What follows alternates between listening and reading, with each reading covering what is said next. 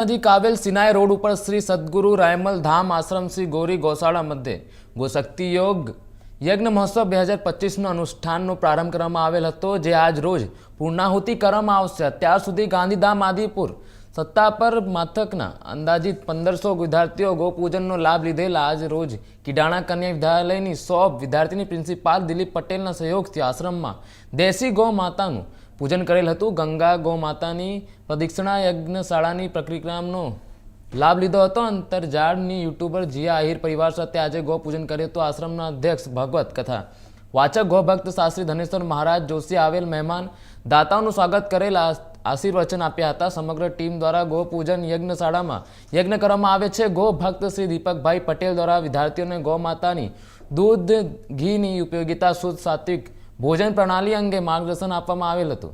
ત્યારે જણાવી દઈએ, સમગ્ર આયોજન શ્રી રાયમલ ધામ આશ્રમ અધ્યક્ષ ગૌ ભક્ત ભાગવત કથાવાચક શાસ્ત્રી શ્રી ધનેશ્વર મહારાજ પંડિત સર્વે ભક્તજનો દ્વારા દર વર્ષે કરવામાં આવે છે, જેમાં દાતાઓ વિશેષ સહયોગ મળેલ છે। આદિપુર અંજાર નજીક આવેલ સુંદર રમણીય તીર્થ સ્થળ ગૌરી ગૌશાળાની પરિવાર સાથે મુલાકાત લેવા અપીલ કરાઈ હતી।